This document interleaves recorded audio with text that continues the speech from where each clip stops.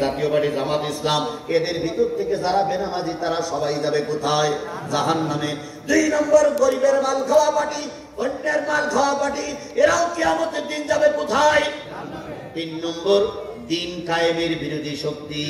যত বড় পাগড়িওয়ালা হও, যত বড় দাড়িওয়ালা টুপিওয়ালা হও না কেন, পাগড়ি আর টুপিটা বড় পরিচয় নয়। বড় পরিচয় আমি দিন কায়েমের পক্ষে না বিপক্ষে।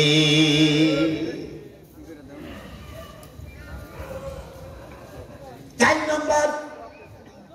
নম্বর ওয়াকুন্না নুকাযযিবু বিয়াউমিদ্দিন, যারা পরকাল অস্বীকার করে, পরকালের কথা চিন্তা যাদের ব্রেনে নাই, চিন্তা চেতনায় নাই, তারাও যাবে জাহান্নামে।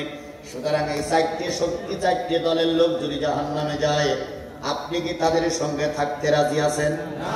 জাহান্নামীদের সঙ্গে থাকবেন কারা কারা? হাত তোলেন। জাহান্নামীদের সঙ্গে কারা কারা থাকবেন? হাত তোলেন। থাকবেন না কেউ? তাহলে বেনামাজি জাহান্নামে যাবে। আপনারা যদি জাহান্নামে যাওয়া বন্ধ করতে হয়, তাহলে আজকে থেকে কি করতে হবে?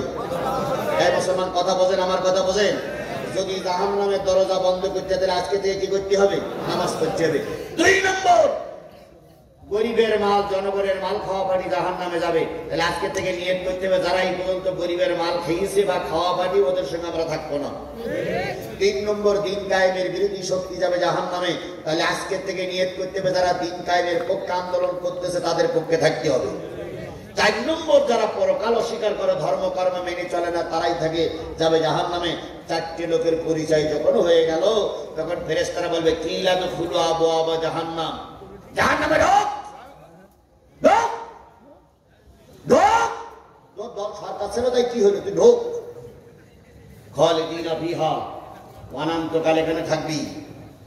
আর ফাবি'সা মাসওয়াল মুতাকাব্বিরিন, জেনে রেখো অহংকারীদের আবাসস্থল এরকমই হয়। সুতরাং আমার আলোচনা শেষের দিকে শুধু এতটুকু বলবো যে ছিলাম মুসলমানরা অমুসলিমদের শত্রু, কিন্তু আজকে দেখলাম মুসলমানরা অমুসলিমদের বন্ধু। আজকে অনেক হিন্দু কি বলে পূজা মণ্ডপ থেকে আওয়াজ উঠতেছে, আমরা বাংলাদেশ জামাত ইসলামীকে এতদিন ভুল বুঝেছিলাম, আজকে বুঝতেছি আমাদের একমাত্র পাশে থাকার বন্ধু বাংলাদেশ জামাত ইসলামী আর ইসলামী ছাত্র শিবির। পত্রিকা খোলে দেখেন তারা কি প্রশংসায় পঞ্চমুখ। আমি আর মাঝে মাঝে বলি, প্রশংসা মুখী মুখী না, অন্তরে তা আল্লাহ ভালো জানে। এখন যাই হোক, প্রশংসা তো আসতেছে। তাহলে আমরা তাদের পাশে দাঁড়িয়েছি, তাদের থেকে স্বার্থ নেওয়ার জন্য নয়, তাদের ধর্মের কাছে যেন কোনো বাধা না হয়। সুতরাং এতিমদের মাথায় হাত বুলাতে হবে, এতিমদের সহযোগিতা করতে হবে, তবে ঈমান বিক্রি করে দিয়ে নয়। যদি কোনো যুবক, যদি কোনো আমার নেতা কর্মী শুধুমাত্র পুজো মণ্ডপ দেখার জন্য যায়, তাহলে বুঝতে হবে ঈমান বিক্রি দিয়ে মুশরিকদের কাতারে অন্তর্ভুক্ত হলো। আর যদি তারা অসহায় এই মনে করে তাদের পাশে দাঁড়ায়, আল্লাহ রাব্বুল আলামিন অবশ্যই এর ভিতরে বরকত দেবে। কিছু কিছু লোক ফতোয়া দিচ্ছে, তারা মুরগার বাসনটা আপনার কি? এমনিতে ডক্টর ইউনূস ক্ষমতা আসার পর থেকে ভারত আমাদের বন্ধু হয়েছে না শত্রু হয়েছে? জোরে বলেন, বন্ধু হয়েছে না শত্রু হয়েছে?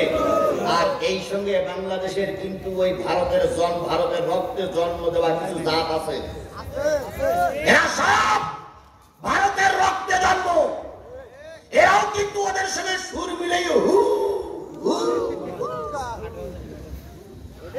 এই মুহূর্তে যদি ওদের উপরে কোনো আক্রমণ হয়, আমরা প্রতি পুজোর সময় দেখেছি এ মণ্ডপের মাথা নেই, দেখি না? প্রতি পুজোর সময় দেখেছি এ মণ্ডপের মাথা নেই। এ মণ্ডপের পরে কোরআন শরীফ রেখেছে, তারপরে এ মণ্ডপের ক্ষতি করেছে, এরকম প্রতি পূজা পার্বণে দেখি না? আমি দোয়া করতেছি 2-3 দিন বোধহয় হয়ে গেছে, আর কদিন বাকি আছে? আল্লাহ এই একটা দিনই যেন কোনো দেবতার মাথা যেন উড়িয়ে না যায়। আমরা দোয়া করি আল্লাহর একদিন বাকি আছে, একদিনে যেন কোনো ভগবানের মাথা উড়িয়ে না যায়। তাহলে আমরা এবার দেখাতে পারবো যে তৎকালীন সময়ে নির্বাচিত সরকার ছিল, এখন নির্বাচিত সরকার নেই, কিন্তু আমাদের দেশে পুজো পার্বণ ধর্মীয় কাজ করতে কোনো বাধা হয়নি। এটা আমরা জাতির সামনে দেখাতে পারবো। সুতরাং এ অসহায়ের মাল যারা খাবে তারা যাবে কোথায়? 2 নম্বর। 3 নম্বর, ওয়াকুন্না নাখুদু মাআল খায়দিন।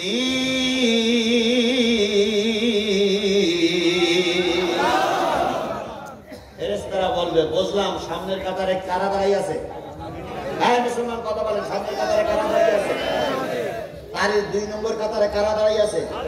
ইয়েতিমের মাল কাটা, দেশের মাল খাওয়া পার্টি। 3 নম্বরে লাইনে যারা দাঁড়িয়ে আছো, তোমাদের তো হুজুর হুজুর মনে হয়, তোমাদের দেখলি মুখি দাঁড়িয়ে আছে, অথবা তোমাদের দেখলি তো পীর বলে মনে হয়, তোমাদের দেখলি তো বক্তা বক্তা বলে মনে হয়, তোমাদের দেখলি তো ইমাম ইমাম বলে মনে হয় তোমরা ইসলাম জানতে, তবে তোমরা জাহান্নামে আসলে কেন?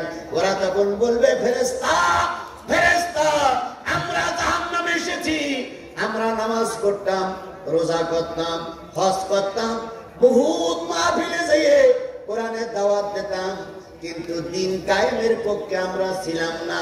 বাংলার জমিনে, পৃথিবীর জমিনে কোরআন দিয়ে চলুক, এটা আমরা চাইতাম না। খোলে খোলে যারা ইসলাম বিরোধী তাদের সঙ্গে সঙ্গ রাখতাম, এই কারণে আল্লাহ পাক আমাদের জাহান্নামে দিচ্ছে।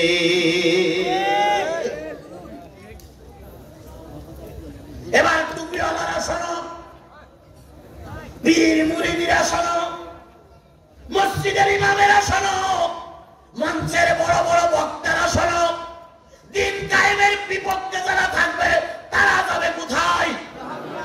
স্পষ্ট করে বলুন, তারা যাবে কোথায়? আরো জোরে বলুন, দিন কায়েমের বিপক্ষে যারা থাকবে তারা যাবে কোথায়?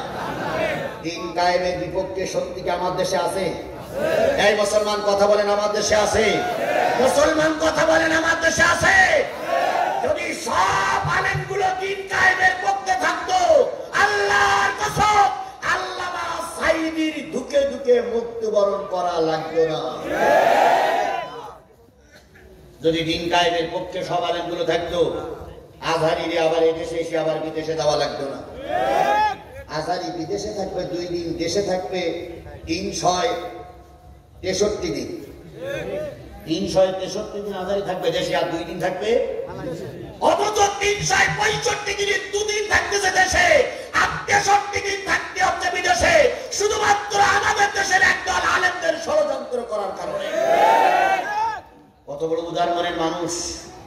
তিনি এসে বিভিন্ন ঘরানার আলেমদেরকে দাওয়াত করলেন, ঘরানার আলেমদেরকে দাওয়াত করে তাদেরকে মেজবান করলেন, খাওয়ালেন। সেখানে কিছু সুন্নিপন্থী আলেমরা গেছিল, সুন্নিপন্থী আলেমরা সেখানে যাওয়ার পরে সুন্নিদের নেতারা ফতোয়া দিল, যারা আজহারীর সঙ্গে কোলাকুলি করি যাও, আর যারা আজহারীর বাড়ি খেয়ে যাও, তাদের প্রত্যেকের ঈমান নষ্ট হয়ে গেছে।